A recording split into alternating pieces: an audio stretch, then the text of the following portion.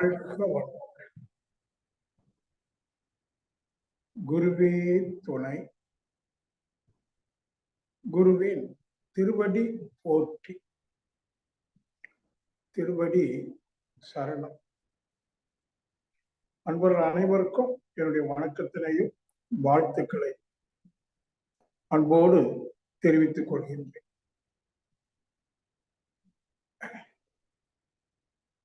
சிறிது நேரம் நாடி சுத்தி பண்ணலாம்.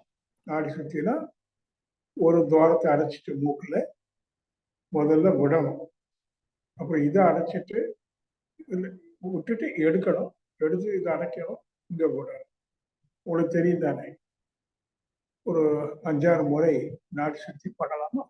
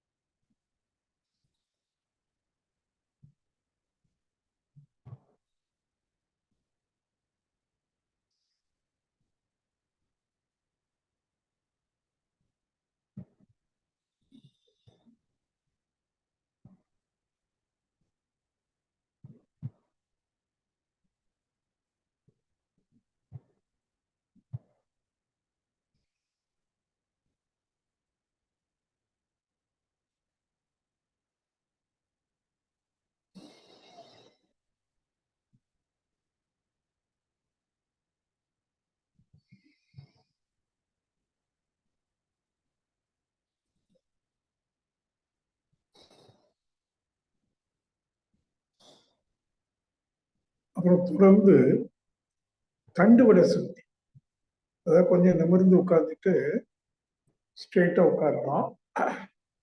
அந்த முதுகு தண்டை கண்ணை மூடி கவனிங்க. முதுகு தண்டு, இந்த முதுகு தண்டுக்கு மையத்துல சுழுமணி நாடின்னு சொல்லி ஒரு ஓடு பாதை இருக்கு. பிராணன் ஓடக்கூடிய பாதை. அதை கவனிக்க மானசீகமா முதுகு தண்டை கவனிச்சு மூலாதாரம், மூலாதாரத்துல இருந்து மூச்சு எடுத்துக்கிட்டே ஆக்கினை துரியம் வரைக்கும் அப்படியே மூச்சு விட்டுக்கொண்டே மூலாதாரம், மூச்சை எடுத்துக்கொண்டே ஆக்கினை துரியம், மூச்சை விட்டுக்கொண்டே மூலாதாரம், மூச்சை எடுத்துக்கொண்டே ஆக்கினை துரியம், மூச்சை விட்டுக்கொண்டே மூலாதாரம், மூச்சை எடுத்துக்கொண்டே ஆக்கினை துரியம், மூச்சை விட்டுக்கொண்டே மூலாதாரம், மூச்சை எடுத்துக்கொண்டே ஆக்கினை துரியம், மூச்சை விட்டுக்கொண்டே மூலாதாரம். அப்படின்னு 2-3 வாட்டி செய்யுங்க. முதுகு தண்டிலேயே மனசு இருக்கட்டும். தண்டுவட சுத்தி பிராணசக்தி மேலும் கீழும் ஓடும். மூலாதாரத்திற்கும் உச்சிக்கு இடையில மேலும் கீழும் ஓடிக்கொண்டே இருக்கு. இப்படி சேர்ந்ததுனால அந்த மையங்கள் இருக்கு பாருங்க, சக்கரம்னு சொல்றோம். அங்க எங்கேயும் தடை இல்லாம பிராணன் அதனுடைய ஃப்ளோ மேலும் கீழும் நல்ல முறையில போய் வரும். சரி, போதும். இப்போ சிறிது நேரம் தவம் செய்ய போறோம். துரிய தவம். கைகளை கோர்த்து கண்களை மூடி நிமிர்ந்து அமர்ந்து எண்ணங்களிலிருந்து மனதை விடுவித்துக் கொண்டு சற்று நேரம் உடலை ஒரு கல் சிலை போல பாவித்து உடலையே கவனிக்க.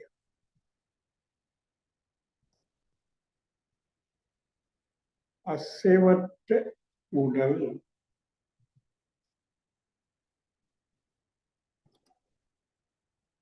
கவனித்து உடலுடைய அசைவற்ற தன்மையை உணர்வாக்க.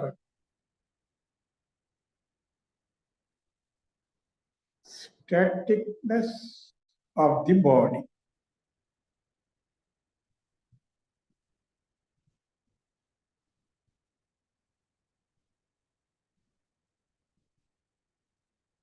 உடலுடைய அசைவற்ற தன்மையை உணர்கிறோம்.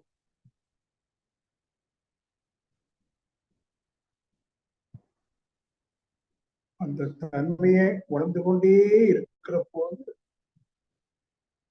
மனமும் எண்ணங்களிலிருந்து முற்றிலும் விடுபட்டு நிலை பெற்று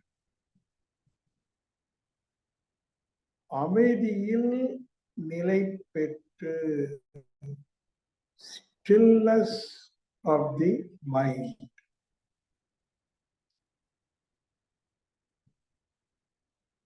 அமைதி எண்ணங்களே இல்லாத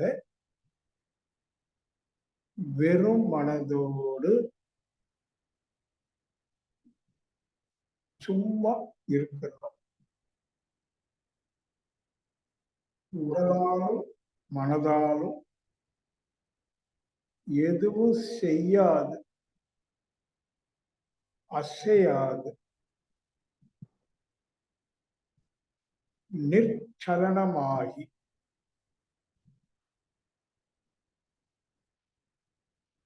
ஆழ்ந்த அமைதி நிலை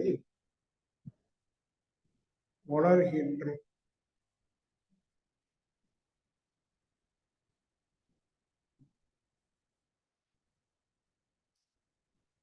மூச்சையும் கவனிக்கிறோம், உடலை கவனிக்கிறோம், அமைதியையும் கவனிக்கிறோம். அசைவற்ற உடலில் மூச்சு பிராணன் ஓடுவதையும் மனம் அமைதியா இருப்பதையும் கவனிக்கின்றோம்.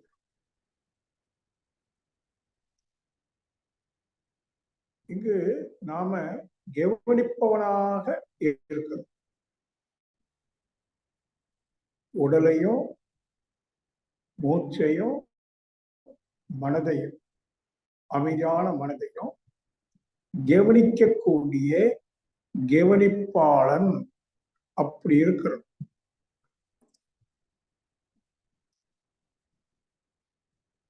இதைத்தான் விட்னஸிங் ஸ்டேட். உடலுக்கு, பிராணனுக்கு, மனதிற்கு, அமைதியான மனதிற்கு நான் என்பது சாட்சியாக இருக்கு.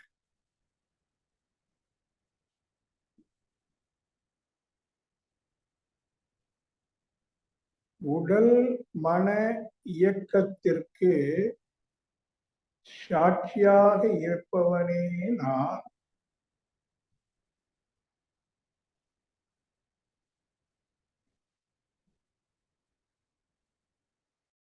அசைவற்ற உடல், அமைதியான மனம் கவனித்து உணர்ந்து கொள்கிறது.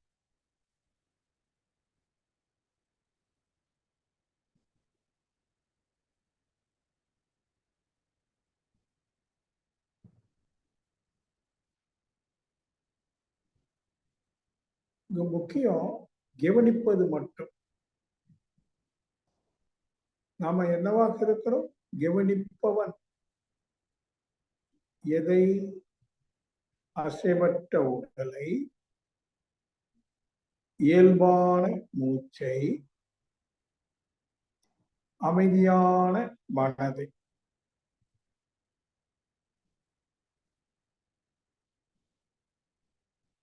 இந்த கவனிப்பவனுக்கு எந்த பந்தமும் இல்லை. உடல் மீதோ மனதின் மீதோ எந்த பந்தமும் இல்லை. ஏன்னா அவன் கவனிப்பவன். எப்ப பந்தம் இல்லையோ அப்பவே சொந்தமும் இல்லை. ஆமாதானே? ஒரு பொருள் மீது பற்று இருக்குமானா அது எனதுங்கிற சொந்தம் கொண்ட. இந்த கவனிப்பவனாக மாறும்போது உடல் வேற, கவனிப்பவன் வேற. மனம் வேற, கவனிப்பவன் வேற. அந்த கவனிப்பவனாக தான் நாம இருக்கிறோம். அப்ப உடலையும் மனதையும் கவனிக்கிறோம் சொன்னாலே உடல் மீதோ மனதின் மீதோ நமக்கு பந்தம் இல்லை, பற்றில்லை. பந்தமில்லாத காரணத்தினால் சொந்தமும் இல்லை. சொந்தம் கொண்டாடுறதுக்கு உரிமை இல்லை. ஆகவே உடலோ மனமோ நமது அல்ல.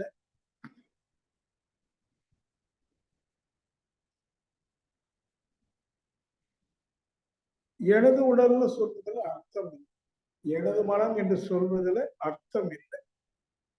ஏனென்றால் இந்த நான் கவனிப்பவன் மட்டுமே, சாட்சி மட்டுமே. Only witnessing state.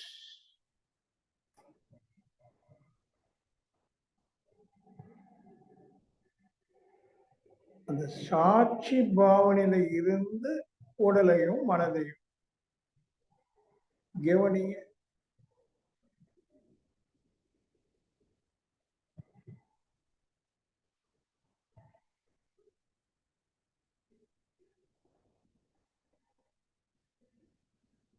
அசைவற்ற உடல், எண்ணங்களற்ற மனம், நாம கவனிப்பவனாக இருக்கும்.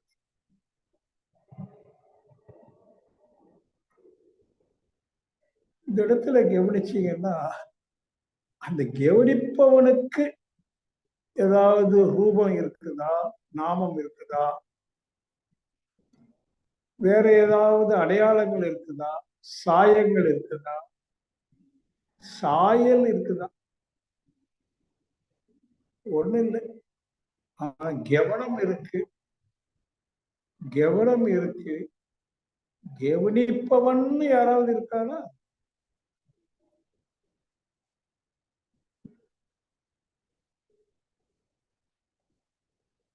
இல்லை. there is no subject. கவனிப்பவன் என்ற ஒரு எழுவாய் இல்லை. ஆனால் கவனம் இருக்கு. அந்த கவனத்திலேயே கவனமாயிருங்க.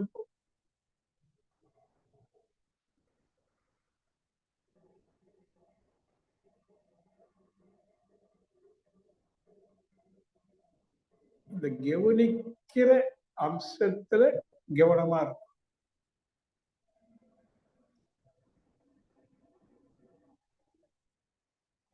இதுதான் விழிப்பு உணர்வு.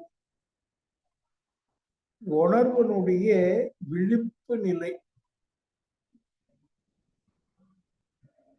A state of pure awareness.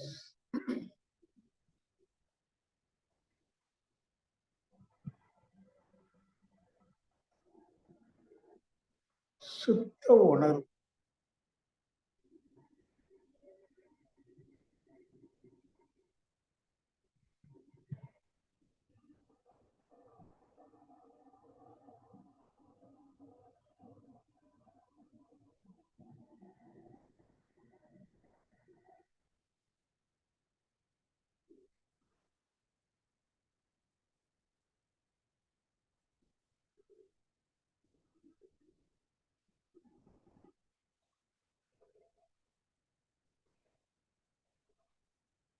கவனிப்பவன் இல்லை, கவனம் இருக்கிறது.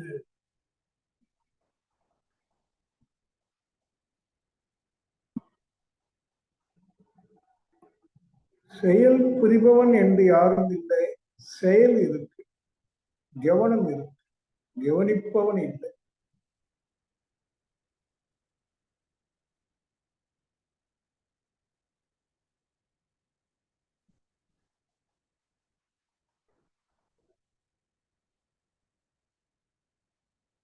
அசைவற்ற உடலையும் எண்ணங்களற்ற மனதையும் கவனிக்கின்ற போது, கவனமாக இருக்கின்ற போது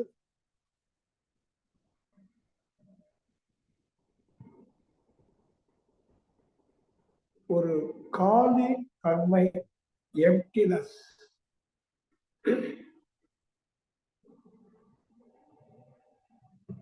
எதுவுமே இல்லாத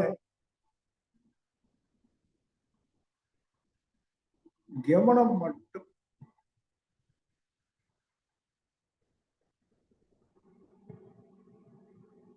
அந்த கவனத்துல என்ன அனுபவமாகிறது என்றால் காலி தன்மை, எம்டினஸ். எதனுடைய காலித்தன்மைன்னு கேள்வி இல்லை, காலித்தன்மை, அவ்வளவுதான். Pure emptiness, that is pure awareness.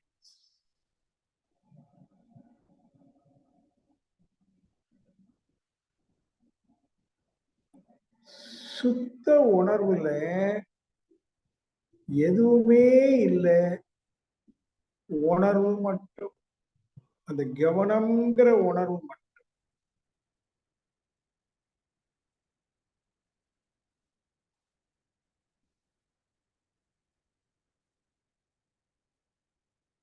கவனம்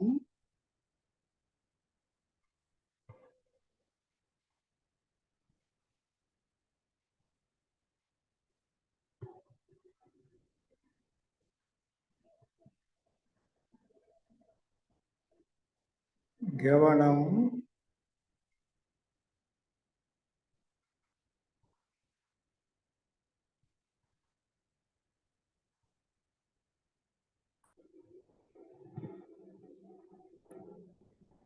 கவனிக்கப்படுவதற்கு பொருள் ஒன்றும் இல்லை. அசைவற்ற தன்மை என்பது பொருள் அல்ல, அது ஒரு உணர்வு. ஸ்டாட்டிக்னஸ், ஸ்டில்னஸ், அதுதான் ஒரு தன்மை, உணர்வு. அது மாதிரி கவனிப்பவன் என்ற ஒரு தனிநபரும் இல்லை. There is no I, no subject, no object. எழுவாயும் இல்லை, செயல்படும் பொருளும் இல்லை. பயனிலை என்கிற சுத்த உணர்வு இருக்கு, கவனம் இருக்கு.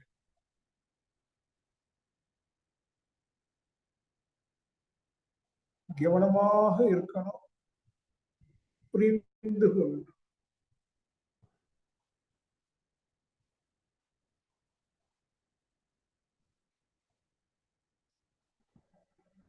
எதுவும் இல்லை என்பது கவனமாகுது.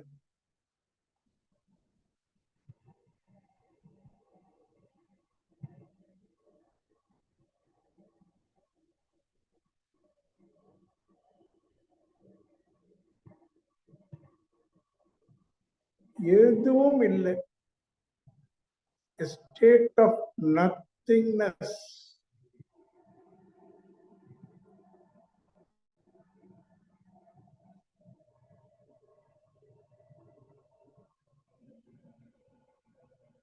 கவனம் முழுவதும் எதுவும் இல்லை என்று ஆகுது.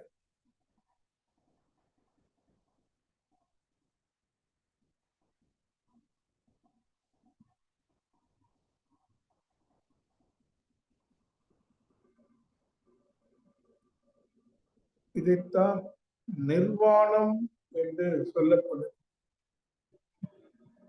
புத்த தத்துவத்தில, புத்தருடைய தத்துவத்தில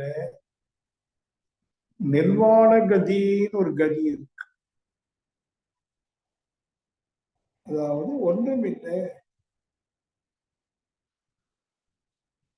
a state of nothingness. பூஜ்ய நிலை, பூஜ்ய நிலை. அந்த நிலையை அடைஞ்சிட்டோம் அப்படின்னு சொன்னா நமக்கு பூஜ்யர் என்று பெயர்.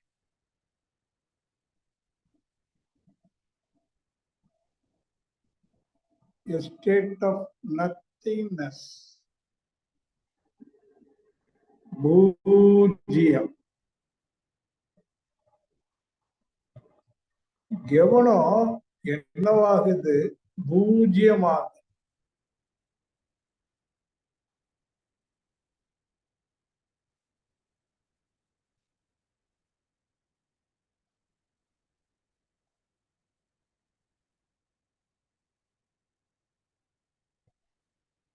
பூஜ்யத்துக்குள்ளே ஒரு ராஜ்யத்தை ஆண்டு கொண்டு புரியாமலே இருக்கின்ற அவன்தான் இறைவன்.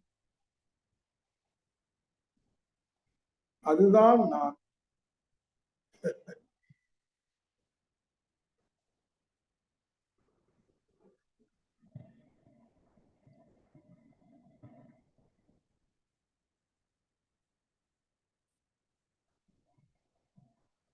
இப்போ இறைவன் என்ற சொல்லுக்கு பொருள் பாருங்க. பூஜ்யத்துக்குள்ளே ஒரு ராஜ்யத்தை ஆண்டு கொண்டு புரியாமலே இருப்பான் ஒருவன். அவனை புரிந்து கொண்டால் அவன்தான் இறைவன். அந்த நிலையில இப்ப இருக்கிறோம். ஏன்னா கவனம் மட்டும்தானே இருக்கு, ஒண்ணு இல்லையே, பூஜ்யம் தானே. அங்கு மௌனம் என்ற ராஜ்ய, ஆனந்தம் என்ற ராஜ்யத்தை ஆண்டு கொண்டு உணர்ந்து கொண்டு அப்படியே இருக்கிறோம். எது வேற எதுவும் அறியல, ஒரு அறிவற்ற நிலையில் வைத்துக் கொள்வோமே. அந்த அறிவற்ற நிலை அல்லது அடக்கமுற்ற அறிவு நிலை, அதுதான் இறைநிலை, அதுதான் நான்.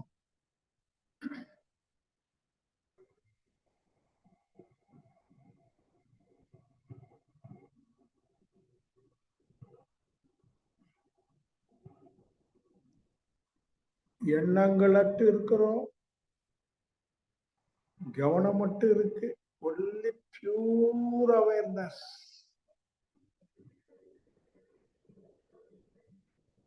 எண்ணங்களே இல்லாத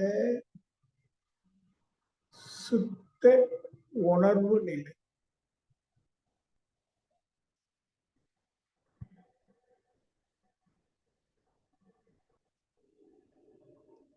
வாழ்க வளமுடன். நிறைவு செய்கிறோம்.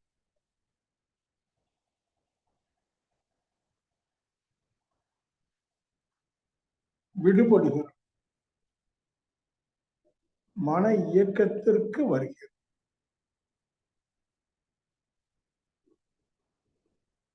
எண்ணங்களாக வருது.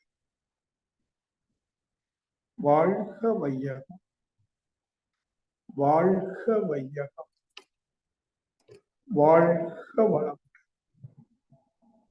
ஓம் சாந்தி சாந்தி சாந்தி.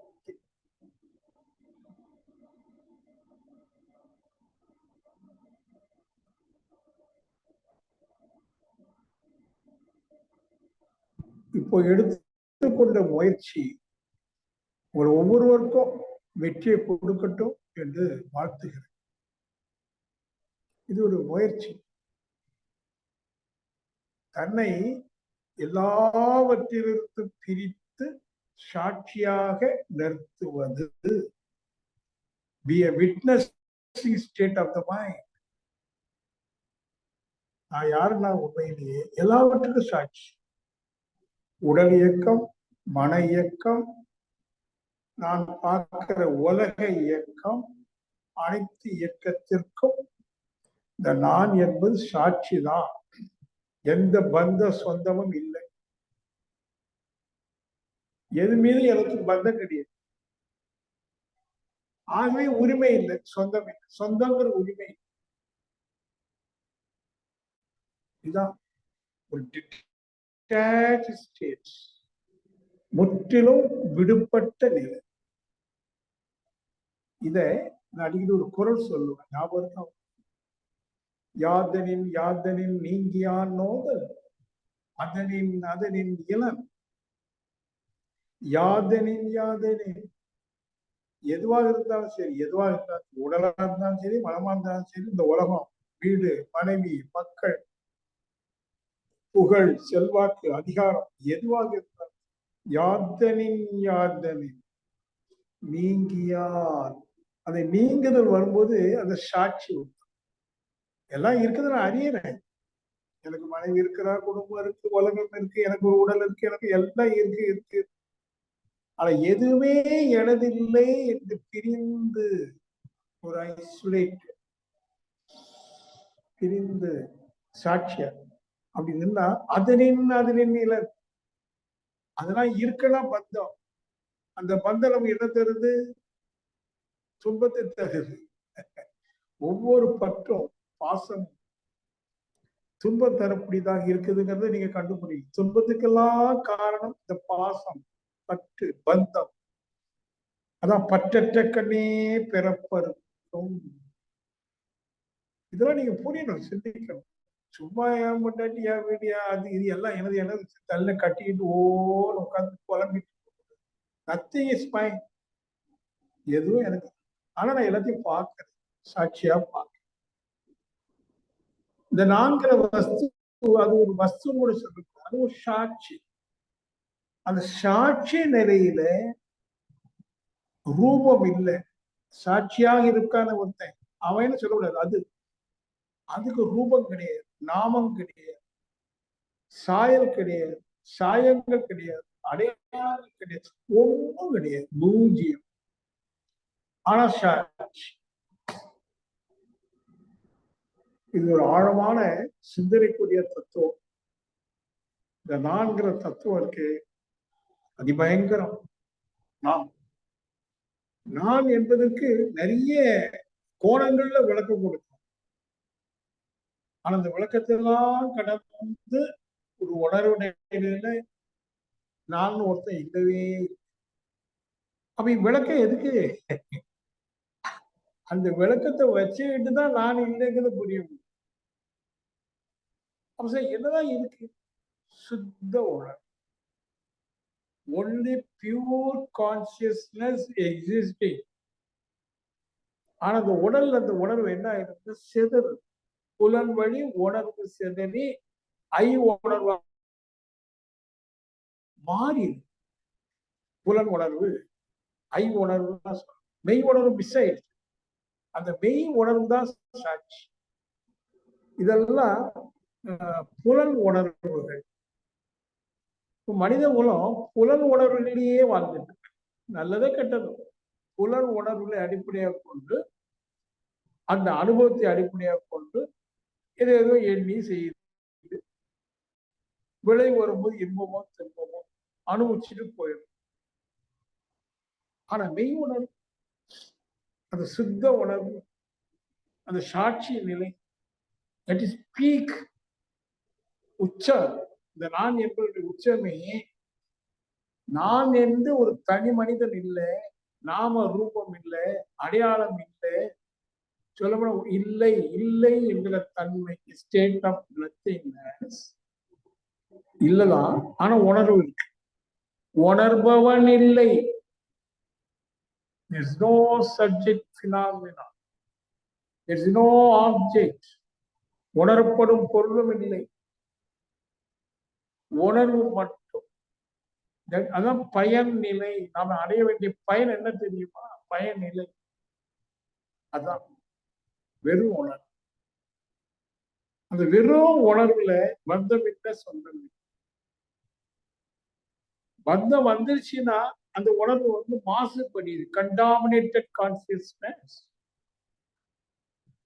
It is uncontaminated consciousness, pure conscious, சுத்த சைதன்ய உணர்நிலை, ஆன்ம நிலை, பரந்தாம நிலை, பரந்தாமம். நான் யாரு? பரந்தாமம். பரந்தாமம் முற்றுத்துணை, பரம்பொருள், முழுவதற் பொருள், எந்த ஒன்றினாலும் பாதிப்படையாத சுத்த சைதன்யம், அன்கண்டாமினேட்டட் ஸ்டேட். அது கண்டாமினேஷன், அது எதுவும் கண்டாமினேட் பண்ண முடியாது, மாசுபடி வைக்க முடியாது. அதான் சுத்த சைதன்யம், பியூர் கான்சியஸ், சுத்த உணர்வு. இந்த இடத்துக்கு நம்ம வரணும். அந்த இடத்துக்கு வந்தா என்ன சார் கிடைக்கும்? என்ன கிடைக்கலையா உனக்கு? அனைத்தும் கிடைச்ச உணர்வு கிடைக்கும். எனக்கு அனைத்தும் கிடைத்த உணர்வு கிடைக்கும். ஒரு பொருள் கிடைக்குது, அது மெட்டீரியலா பார்ப்பேன். அந்த பொருள் கிடைச்சதுனால உனக்கு என்ன கிடைச்சது? இது கிடைச்சிட்டேங்கிற ஒரு உணர்வு கிடைச்சது இல்லை, அதான மகிழ்ச்சி. பொருள் கிடைச்சது மகிழ்ச்சியா, பொருள் கிடைச்சதுங்கிற உணர்வு மகிழ்ச்சி. நல்ல கேள்வி. அந்த உணர்வு எதுவும் கிடைக்காமலே கிடைக்கும். அந்த ஸ்டேட் ஆஃப் நத்திங்னஸ் என்ன? there is no thinkiness, பொருள்தன்மை இல்லாத இடம். ஏன்னா பொருள் இல்லை, பொருள்தன்மை இல்லை, ஆனா மகிழ்ச்சி இருக்கு. அந்த பொருள்தன்மை நமக்கு என்ன தருமோ அது இருக்கு, அது ஆல்ரெடி இட் இஸ் இன்ஹெரன்ட். அது உணர்வாங்க. இந்த அளவுக்கு நீங்க பக்குவப்படாது. இந்த மகா யஜ்ஞத்தினுடைய உச்சமே அதிபக்குவம்.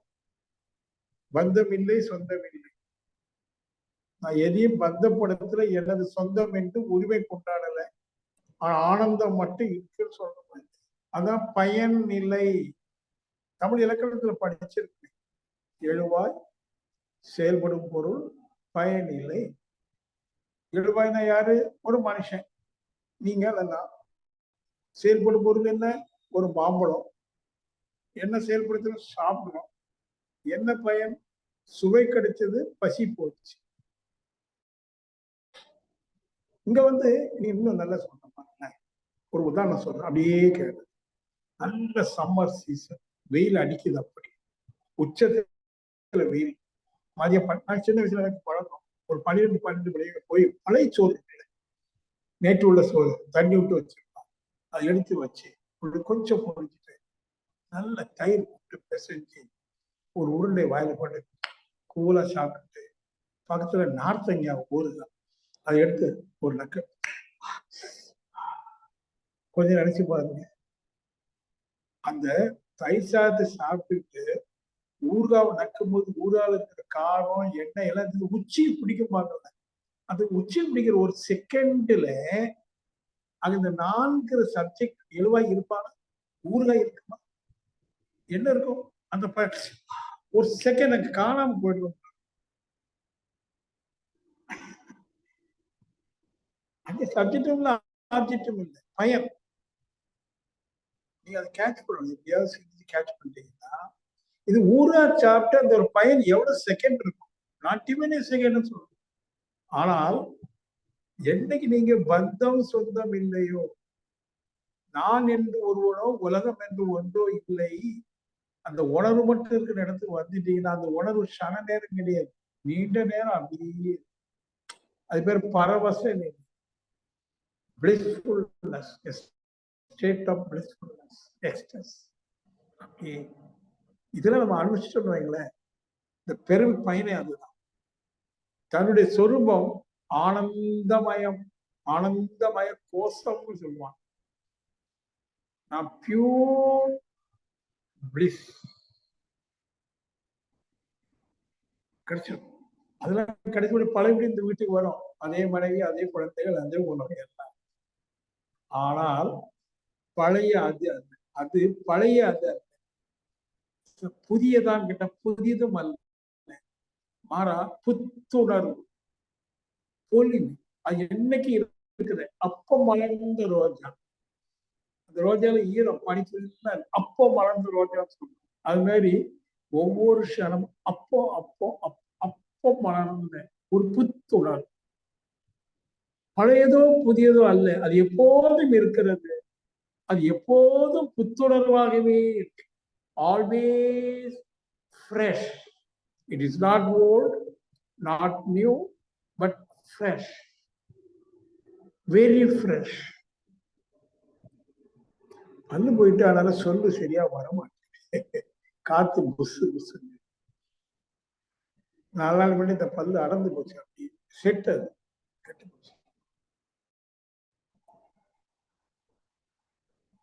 உங்களை எல்லாம் சந்திக்கிறதுல ரொம்ப சந்தோஷம். ஏன்னு கேட்டா இந்த மாதிரி அனுபவங்களை எடுத்து சொல்ற மாதிரி கேட்கறதுக்கு ஆள் வேணும். சிலவங்க எல்லாம் பேசுனா போயாட்டுருப்பாங்க, கேட்க மாட்டாங்க, செவி மடுக்க முடியாது, போர் அடிக்கிறது இல்லை. ஏன்னா அவங்களுக்கு தெரியாத விஷயம். உங்களுக்கு ஓரளவுக்கு தெரியுங்கிறதுனால நான் உங்களோட ஷேர் பண்றேன், மகிழ்ச்சியா இருக்கு. ஆனா எதுக்காக ஷேர் பண்றேன்? யார் பெற்ற இன்பம் நீங்கள் எல்லாரும் பெறலாம். அதுக்கு உங்களுக்கு கொஞ்சம் கொஞ்சமா தகுதி. நடிகர் சொல்றது ஒண்ணு, சொன்னதே தான் திருப்பி சொல்றேன், வேற ஒண்ணு இல்லையே, வேற ஒண்ணுமே இல்லை. எப்படியாவது சமாளிங்கன்னு சொல்லி நேற்று 2 தடவை சொல்றேன். ஏன்னா அதுலதான் ரகசியமே இருக்கு. இந்த சமாதானங்கிற இடத்தை அடையும் போது மனோநிலை இருக்குல்ல, அது அதிபக்குவ நிலை, கனிந்த நிலை. மரத்துல மாம்பழம் கணிச்சிட்டு நல்லாவே கணிச்சிட்டு அப்புறம் மரத்துல ஒட்டிட்டு நிக்கணும். தாளக்கள் கனிதல் உடனே உதிர்ந்தல். அப்ப நம்ம கணிச்சிட்டோம் அப்படின்னா உதிர்த்தல். எது உதிருது? 4 அகங்காரம். அப்புறம் no more ego, only love. பழுத்த நிலை வரும் வரை நீ நான் என்றும் பதமடைந்தோம் ஒன்றானம் பரமானந்தம். பழுத்த நிலை வரும் வரை மனம் மெச்சூர் ஆகிறதுக்கு முன்னாடி, பக்குவம் ஆகிறதுக்கு முன்னாடி நீ நான் பேசிப்போம். நீயா நானான்னு கேட்டு வீட்டுல பாத்தீங்கன்னா கணவன் மனை கேட்டு நீயா நான் சொல்ற நீ கேட்கிற, நீ சொல்ற நான் கேட்கிறேன். நீயா நான் போட்டி. கணவன் மனை கடையில போட்டி. நீயா ஏன்? பக்குவம். பழுத்த நிலை வரும் வரை நீ நான் என்றோ வேதப்படுத்தி பதம் அடையணும். இதை மாதிரி தியானம் பண்ணி சத்சங்கத்தை கேட்டு தொடர்ந்து சிந்தித்து தெளிவாகி தெளிவில் உறுதியாகி பதம் கனிந்து விட்டு பதம் அடைந்தோ ஒன்றானும். இப்ப நீ வேற நான் வேற அல்ல, அது வேறு இது வேறு அல்ல, ஏக பரபிரமம் பரமானந்தம். ஏக பரபிரமங்கிற மனோநிலையில பரமானந்தம்.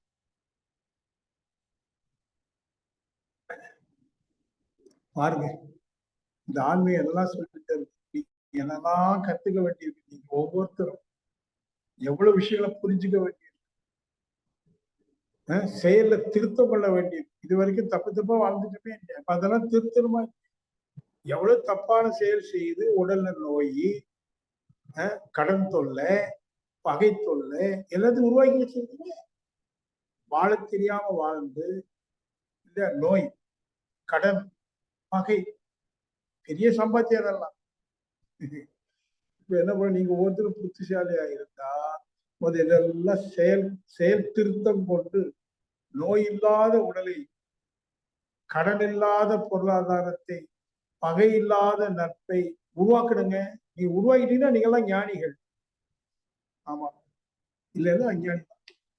இப்ப நீங்களும் உங்களுக்கு சர்டிபிகேட் கொடுக்கணும், நான் புத்திசாலியா இல்லையான்னா.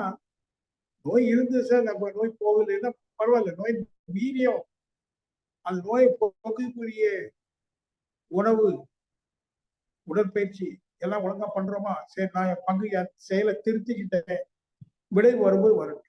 ஒரேடியா நோயற்ற உடல் வரும்போது வரட்டும். நான் திருத்திக்கிட்டேன். அவர் கடன் எல்லாம் கொஞ்சமா அடைக்கிறேன். அது வித்தது நோ மோர் கடன். நான் யாருக்கு ஒரு பைசா கொடுக்க வேண்டியது, இனி வாங்க மாட்டேன், எதுக்கும் வாங்க மாட்டேன். உறுதி, தெளிவுல உறுதி வேணும். அப்புறம் பகை, அன்னைக்கு தெரிஞ்சோ தெரியாமலோ பகை உண்டு பண்ணேன். இன்னும் நான் யாரையும் பகைச்சிக்க மாட்டேன். பகைச்சுக்கிட்டேனே அவனை மனசார வாழ்த்தி வாழ்த்தி வாழ்த்தி அவனை ஒரு அலையை அனுப்பி அவன் மனசுல என் மேல இருக்கிற வெறுப்பு இல்லாம ஆக்கி. அது இருந்தாலே பகைவனுக்குன்னா வெறுப்பு தானே. இப்ப வாழ்த்தி வெளியில எங்கோ இருக்கிற அந்த பகைவன் திடீர்னு போய் என்ன நினைக்கிறான்னு வைங்களேன், அவனுக்கு என் மேல வெறுப்பு வராத ஒரு மனோநிலையை நான் உருவாக்கி வாழ்க்கையின் மூலம். அதுக்கு ஒரு வருஷம் 2 வருஷம் ஆகும் ஆகும். ஒரு நாள் பகைமை உணர்வே நமக்கு யாருமே இல்லை, கடன் இல்லை, நோய் இல்லைன்னு சொல்லலாம். ஒருவேளை இருந்தாலும் வீரியம் இல்லை, அதை நான் வந்து நல்ல முறையில் பராமரிக்கணும். இந்த ஒரு மனோநிலை நீங்க உருவாக்குங்க, சமாதானம் உங்க கையில இருக்கு, உங்க கையில இருக்கு. அப்போ கொஞ்சம் அப்படியே கண்ணு மூடி ரிலாக்ஸ் அப்படின்னு ஒரு ஆர்டர் போடும். ஓய்வு.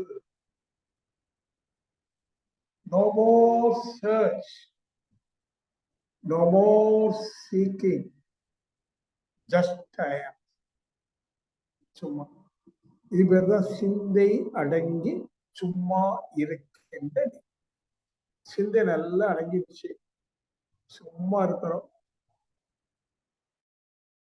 உடலாலும் உள்ளத்தால அப்படியே சும்மா டோட்டலி டிட்டாச். அப்படி இருக்கும்போது சுகம், ஆனந்தம், சௌகரியம், அழகு, அபூர்வம், உள்ளுக்குள்ள அசாத்தியம். இதுவரைக்கும் சாத்தியப்படாதெல்லாம் உங்களுக்கு சாத்தியம், அசாத்தியம். அந்த உணர்வு அடையதுக்கு சாத்தியமே இல்லை, ஆனா அடையுது அசாத்தியம், அற்புதம். வார்த்தைகளை அடிக்கிட்டே அப்படியே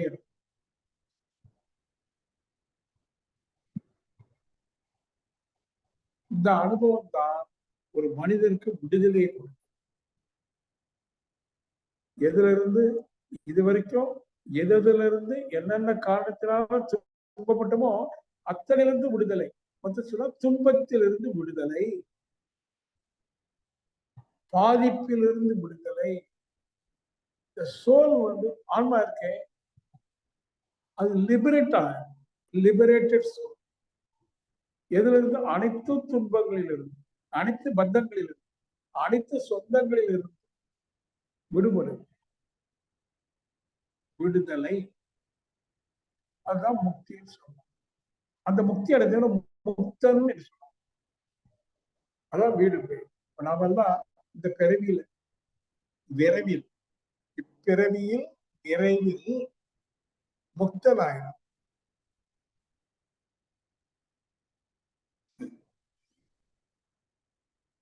கேட்க ரொம்ப நல்லா இருக்கு இல்லைங்களா? இதான் ஐஸ்வர்யம். ஐஸ்வர்யம், ஐஸ்வர்யம் வந்து ஈஸ்வரார்த்தம். ஈஸ்வரி அல்லது ஈஸ்வரன். என்ன இருந்தா ஈஸ்வரி நீ, ஆனா இருந்தா ஈஸ்வரன் நீ. ஈஸ்வரார்த்தம் அனைத்து ஐஸ்வர்யங்களையும் உடைய, அது ஒரு குறை. அனைத்து ஐஸ்வர்யங்களும் தான், குறை இல்லை.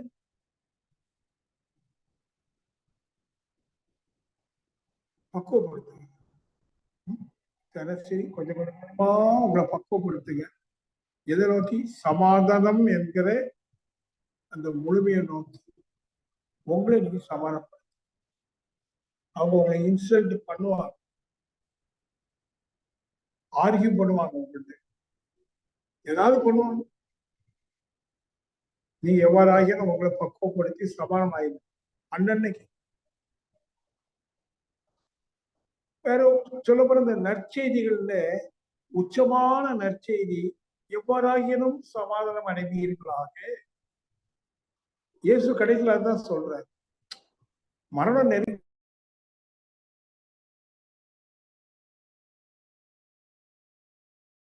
சிலுவையில் அறைய போறாங்க. தன்னுடைய சீடர்கள் எல்லாம் கூப்பிட்டு வச்சுட்டு பேசுறாரு, நிறைய பேசுறாரு. நான் ஒண்ணு சொல்லியிருக்கேன். அதுல முக்கியமான ஒண்ணு சொல்வாரு, கண்கொடுக்கும் எவ்வாறாகினும் மகிழ்ச்சி உற்றிருங்கள். நான் நிறைய உனக்கு சொல்லிட்டேன், நீ புரிஞ்சுக்கிட்டே இல்லையோ தெரியல, இருக்கட்டும், அதெல்லாம் இருக்கட்டும். எவ்வாறாகினும் நீ மகிழ்ச்சி உற்று கண்டுபிடி. மகிழ்ச்சிக்குரிய வழி என்ன? மகிழ்ச்சி எப்போ வருது? சமாதானம். அப்ப எவ்வாறாகினும் நீ சமாதானத்தை அடைந்து மகிழ்ச்சி உற்றிருங்கள். அதேதான் பண்ண.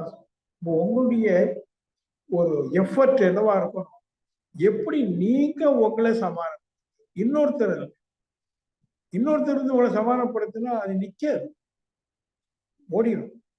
நீங்களே உங்களை எவ்வாறாகினும் அத பல கோணங்களை சிந்திச்சு காரியங்களுடைய காரணத்தை தெரிஞ்சுக்கிட்டு, சரி இது இப்படிதான் அப்படின்னு அதை ஏற்றுக்கொண்டு உங்களை சமாதானம். போனதெல்லாம் போட்டு வரதெல்லாம் வரும். இந்த சமாதானம் மட்டும் போக்குவரவா இருக்கக்கூடாது, நிலையாக இருக்க. நிலைத்த சமாதானம், கான்ஸ்டன்ட் பீஸ். இந்த கான்ஸ்டன்ட் பீஸ் இருக்கு, அது என்ன தவிர தெரியுமா? Eternal happiness. Constant peace gives eternal happiness. அந்த மகிழ்ச்சிக்கு, ஆனந்தத்துக்கு எல்லை கிடையாது. It is eternal. அதான் ட்ரூ நேச்சர். ட்ரூனுடைய நேச்சர், நேச்சருடைய ட்ரூத்ஃபுல்னஸ் இஸ் எட்டர்னல் ஹாப்பினஸ். எப்படி? நேச்சருடைய ட்ரூத்ஃபுல்னஸ், இயற்கையுடைய உண்மைத்தன்மை என்ன? எட்டர்னல் ஹாப்பினஸ், அளப்பரிய infinity happiness. See the beauty of the nature, beauty of the mind. Mind is nothing but the other end of the nature. மனம் இயற்கையினுடைய மறுமுனை அல்லது உச்ச முனை. ஆதி சுத்தவெளி, அந்தம் மனித மனம். அதான் முடிவு. அதுக்கப்புறம் ஒண்ணு பிரபஞ்ச பரிணாம உயிரின பரிணாமத்தின் உச்சம் மனித மனம். அதுக்கப்புறம் எந்த பரிணாமமும் கிடையாது, தரமாற்றமும் கிடையாது. மனம்தான் இறுதி, அந்தம். அந்த அந்தத்தை அடையும் போது ஆனந்தம். அந்தம் ஆனந்தம்.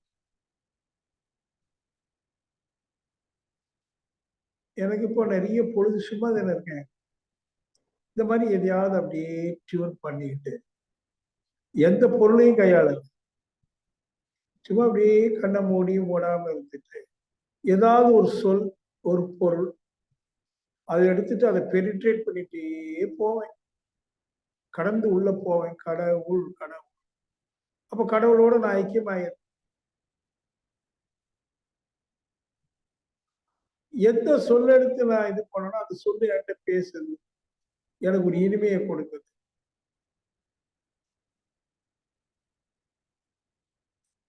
அது எனக்கு மட்டும் அந்த இடத்துல சொந்தமா, எனக்கு மட்டும்தான். நான் எப்படி அதை அந்த உணர்வை நான் எப்படி ஷேர் பண்ண? அப்படியே காலையில அப்படி நீண்ட நேரம் இருக்கிறேன். காலையில் ஒரு 7-7:15 மணி இருக்கும். என் பேத்தி ஒரு 5-6 வயசு ஆச்சு. மெதுவா காலை தட்டி, தாத்தா தாத்தா நான் எங்க இருக்கிறேன்? நான் இல்லை. நான் எங்க இருக்கிறேன்? இல்லைங்கிற இடத்துல இருக்கிறேன். அது தட்டுது. தாத்தா வாக்கிங் போன. யாரு? என் பேத்தி இல்லை. நான் அந்த பரவச நிலையிலிருந்து முடிச்சு அதை கெட்டி பிடிச்சு அது நெத்தியில ஒரு புத்தகம் கொடுத்து, வா மக்களே போலாம்.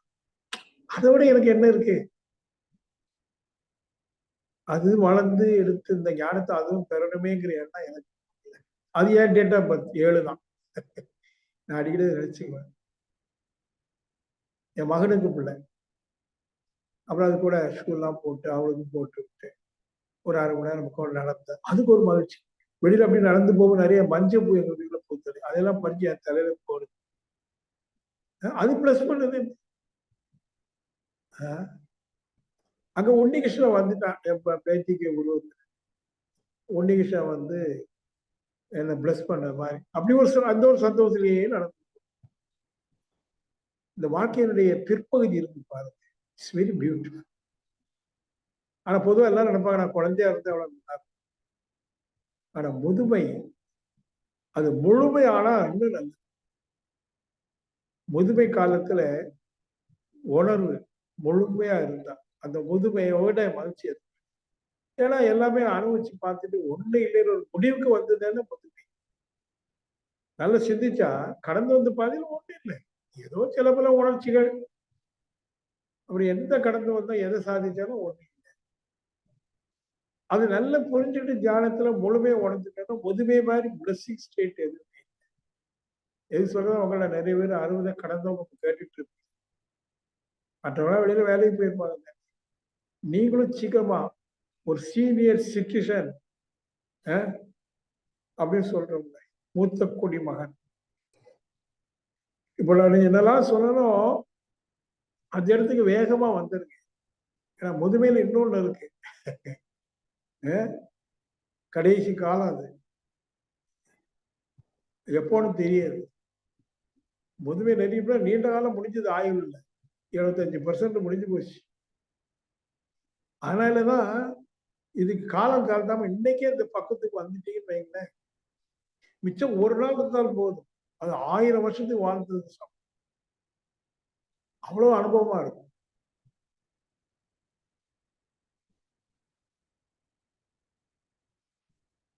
சரி, வாழணும்.